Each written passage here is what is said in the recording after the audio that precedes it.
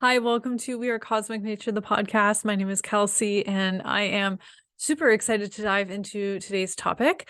If it's your first time landing here, welcome. This is a safe, cozy space for you to find resonance with your soul. I discuss a lot about astrological wisdom and all the branches of life that touches. And really, my mission is to support you to feel that you're aligned with your soul and that you have the tools and the wisdom and also the inner knowing to live the most healthy, happy, and prosperous life for yourself. So today is an episode for possibly entrepreneurs or those who are creative words, creative, and maybe you also feel like you are a healer or someone who's here to provide services or teachings to others, and you maybe want to monetize on those things. So we're going to talk a little bit about money today, but I want to talk about business through the lens of astrology. So yeah, if you have even a product or an idea or a project or a creative endeavor or a business already, we're going to look at how you can find tools in your own astrology chart and also look at the astrology chart of your business. So I often have, I offer astrology readings, and I often have people come to me asking about income and money and how they can also step into their soul's purpose. So it's not always about the money, it's really about the purpose. They want to feel aligned with how they earn an income. And I can relate to this. This is a topic that I feel like occupies my mind, has occupied my mind for a lot of my life. And I'm excited that astrology provided me a lot of clarity and that I can provide clarity to others as well. So when we're looking at your natal astrology chart, when it comes to money, and how you can earn an income through your own resources. And your own resources could mean your time, your energy, or your talents. And we want to look at the second house. So you want to look at what sign rules the second house. That will give you an insight into the type of energy, the type of offerings, or the type of resources that you can use to your advantage, because that energy may move more swiftly for you. So, as an example, my second house is ruled by Scorpio, and I have my sun in Scorpio and Pluto in Scorpio. So, when it comes to earning an income, I'm quite determined and also very intuitive. If it doesn't feel right, then I drop it. And I've changed jobs and I've changed ways of earning an income many times. And I think that relates to the Scorpio energy in terms of transformation and things often changing. So if your second house is ruled by Cancer, you might move a little more slowly when it comes to work, and maybe like that's fine. That's Cancerian energy isn't always quick. It could indicate that working from home is something that is really good for you, and perhaps like even like a daycare. That's very Cancer second house. Or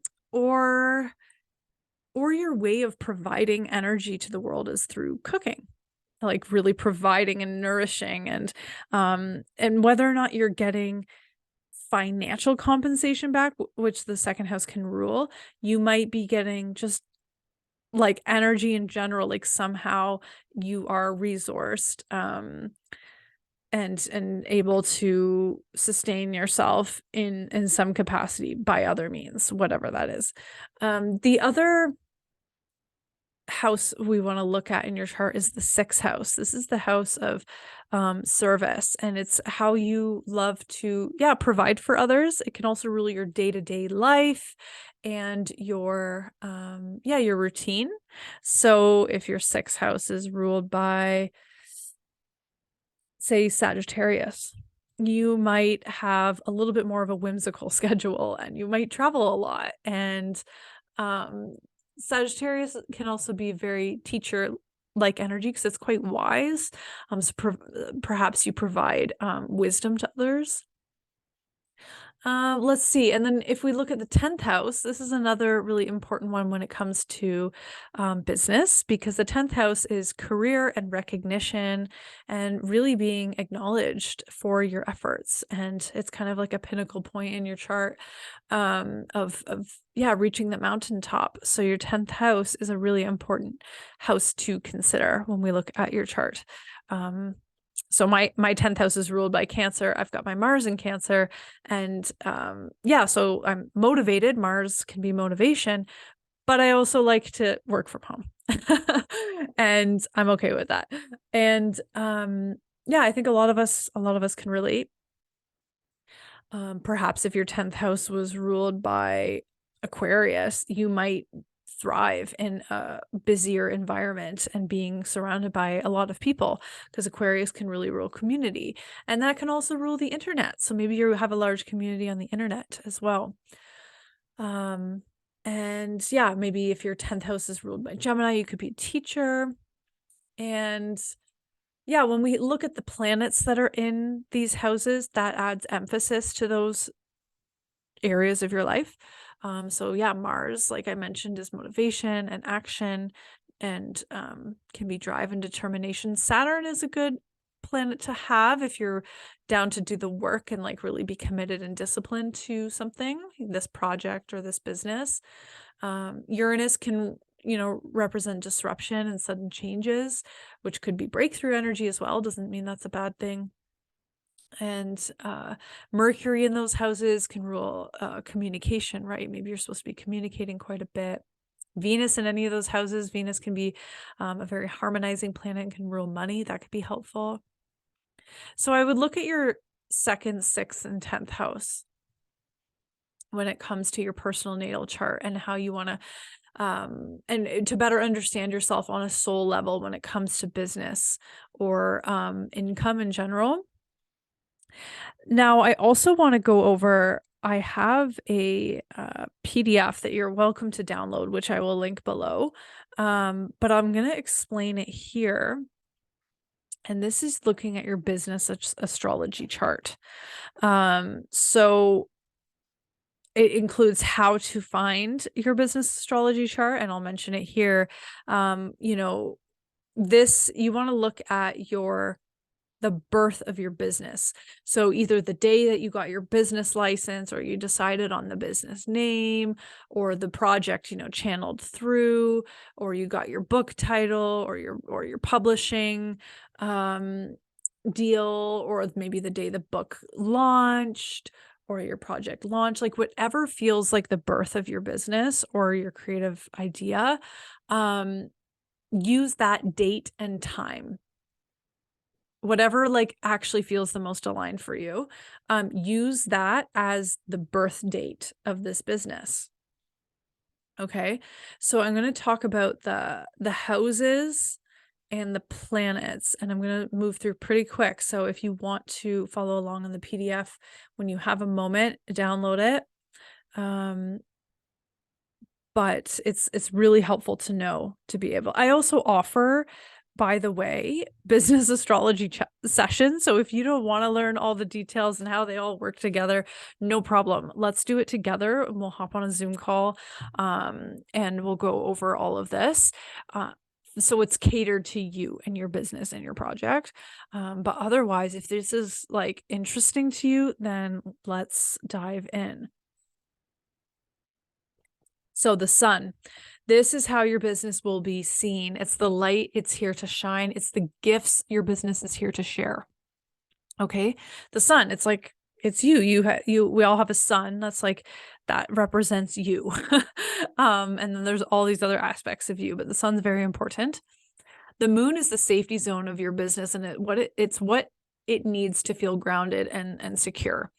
So noting what sign and house the moon is in will indicate, how that energy is gonna feel, secure. You want your business to be secure, right?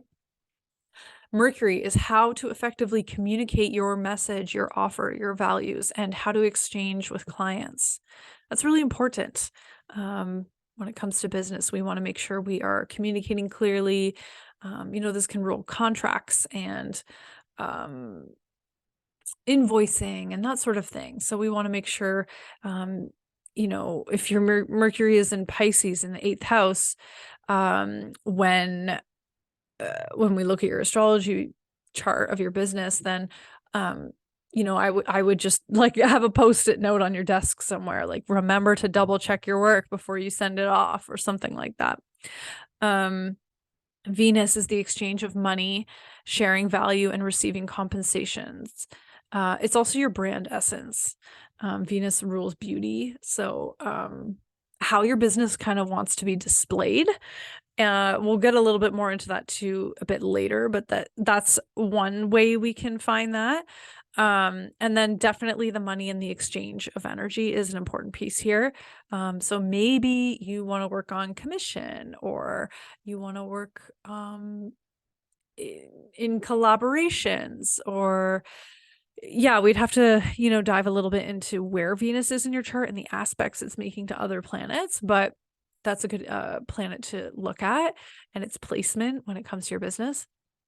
Mars, passion, desire, motivation, and how to best take action. So this is where your business really wants to, like, because your business, it's like it's a birth of its own little soul. Like, it's got its own energy vortex. So we want to honor how it wants to move. And that really is a Mars conversation. Jupiter, excellent planet to look at. This is opportunities. It's where your business will grow, and it's the energy of prosperity. I think, if you're entrepreneurial, you probably want to, you probably want success and growth for your business. Or maybe it's just a one-time thing. That's fine, but we can look at Jupiter for that information. Saturn, necessarily discipline, commitment, perseverance, lessons, and obstacles. So Saturn can show us where we might face a few obstacles when it comes to our business. And it's good to know, because then when we receive those obstacles, we will navigate through them with a little bit more grace, hopefully, and a little less resistance. Uranus, how your business creates change, impact, and innovation. That's always fun. Neptune, it's where the business may feel lost, or maybe where you feel disconnected from your business. It's important to bring your intuition and let your business have its flow. So Neptune's kind of where sometimes things get lost, but also sometimes where we're supposed to trust and surrender that maybe there's something important, like an important lesson or thing to let go of there. Pluto is your business's hidden power and area of greatest transformation. That's really great. North node is the growth of your business. It's where the expansion is. And the south node is your business's natural talents, abilities, and comfort zone. So utilizing the energy of wherever your south node is in your business would be excellent to do. Might as well use what we already have naturally. And then north node, where your business wants to really be focused and grow. Chiron is the sensitive areas that require a little extra love, compassion, patience, and it's also the medicine that it holds for others. So Chiron could be a good indicator of even potential offerings in areas that you're here to help heal others through this business or creative project. And then as we navigate this PDF here, we have these pretty poignant angles in the chart. And one is the ascendant, the IC, the descendant, and the MC. So not to confuse anyone too much here. But these are just really powerful points in the chart, and they all begin a specific house. I'm going to go through the houses now, so I'll mention those in a moment. But those are, yeah, if you're looking at your chart, it's like the most left side, the most bottom point, south, right, and the top. So it's kind of a cross. But let's talk about the houses, because those will be mentioned here. So the first house, which is the ascendant line, begins the first house. This is branding, visuals, identity, business, project name, or positioning. So this is like what people are going to see first. So it's like your Instagram page or your website, your logo, that sort of thing. Like, what is the energy that people can experience when they first hear the name or see the website or the product? What's your brand essence? Sometimes businesses and projects, they kind of take on an essence of their own, and you're just sort of trusting the inspiration, but you don't have to have this totally identified.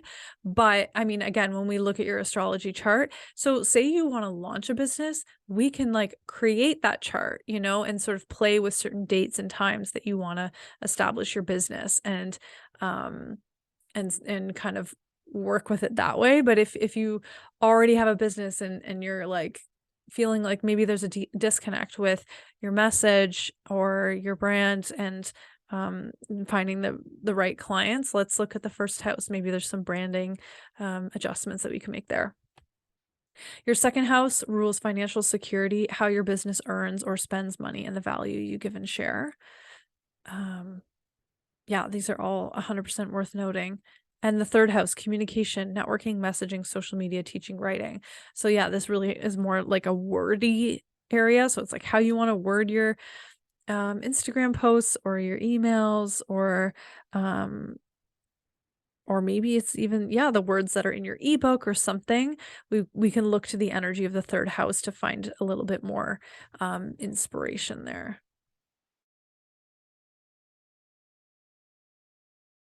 Excuse me, I sneezed. Okay, so then the fourth house, oh my gosh, all these houses are important. This is your internal structure. It's your foundations. It's those who are involved in building the business. It's the family. So the behind the scenes stuff, like how is your business literally set up? Like, do you have a website, or do you have a business license? Who's on the team? Like, what's going on that runs this business? Really important to have your foundation set. And again, when we look at your chart, there could be some energy to consider. If you have, an Aquarius fourth house or something, you might want a big team. Or if you have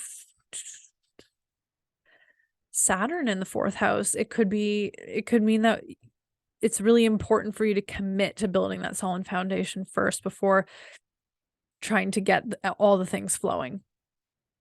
The fifth house of your business rules creativity, expression, passion, pleasure, and fun. I mean, that's really, that's what the fifth house rules. But when it comes to your business, like how does it want to, like, what do you want to create in your business? Creativity, like, what do you want to create, and how do you want to express that creation, share that creation, and have fun doing it?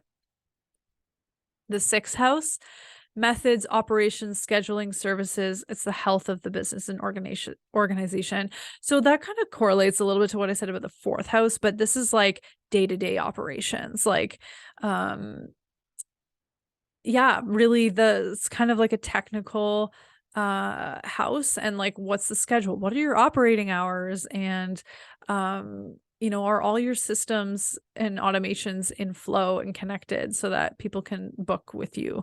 Sometimes I'll get people messaging me like, oh, I've been meaning to book a session with you, but it shows me that all your time slots are booked up. And I'm like, what? I'm like, no. And because I was wondering, I'm like, oh gosh, no one's booked in a while. And I didn't think to check, which is silly. Now I know. But for whatever reason, my calendar had all my dates blocked. And that's a problem. So that's a sixth house thing to check. Seventh house is excellent. This is about business collaborations, partners, and one-to-one client relationship. So one of my businesses in my astrology chart, the North Node, is in Cancer in the seventh house. And this is so about nourishing and nurturing client relationship. Like I know now, I didn't know my business astrology chart for years. And then I was like, oh yeah, I definitely haven't been, nurturing those relationships. That's 100% an area of growth for me. Thank you, North Node. Okay, we just have a couple more here. Eighth house, this is the transformation of the business, investments, and its hidden power. So there could be some good gems in the eighth house when it comes to how we can find the best use of your energy and your investment in your business, and maybe even what you could invest in to help your business in general. Ninth house, international affairs, expansion, wisdom, teaching. So when we look to the ninth house, if it's an empty ninth house, it might not be a huge focus, but if there's a lot of planets in the ninth house, your business might want to go international or learn from other perspectives. This is really about perspective. So if there's a lot going on in the ninth house, this really could be, a shift in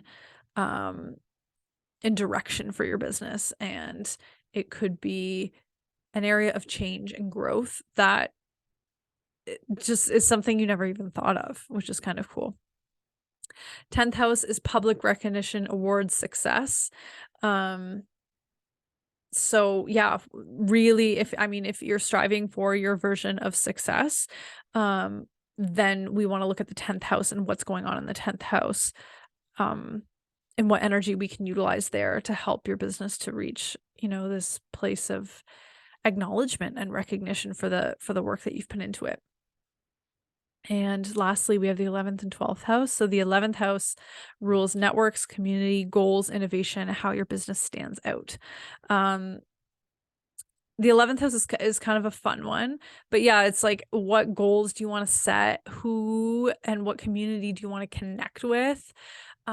Definitely rules networking and, how your business stands out. So what makes you unique and authentic, would be, we want to look to the 11th house for that. And 12th house, behind the scenes, healing, rest button, and letting go of what's heavy. So the 12th house is really where we want to like cleanse and detox energy within the business. And that's also important to know. It's not just like linear, this is cyclical. Our businesses and us are cyclical beings. So we want to look to the 12th house for where we want to shed anything that's not supporting the expansion of the business. So all of that will be linked below for you, so you can look at it. And if you want a session with me when it comes to your business, happy to do so. I channel it the same way I would you. Of course, I want you to tell me a little bit about your business for a bit of context, but we can definitely look to the chart for major areas of growth or hidden gems that are there that we could be utilizing to help you to experience success and growth and prosperity, and also just be in purpose, and help those that you want to help. Like really often when it comes to entrepreneurship, like we want to help people, right? Like we want to help people to XYZ, whatever it is that you are passionate about. So let's do that. The more we are stepping into our soul essence and then uniting that with our business or our project or creative endeavor, like we're helping the world. So I get so jazzed up about that. I love helping people with this, and I hope that that this year brings you a very aligned and excited and just prosperous year. I mean, so this episode comes out on the equinox, like, hello, that's exciting. And if you listen to last week's episode, I go all into the energy of the equinox, but um yeah, it's just we're really heading into new territory, and I just get zazzed up about it. So I'm gonna stop talking so that you can go create the things and do the things. And also don't forget to rest and enjoy your life and just have fun, because that's what it's all about. And I'll see you on the next episode. Thank you for tuning in. Looking forward to hearing your thoughts, and thanks so much. We'll see you soon.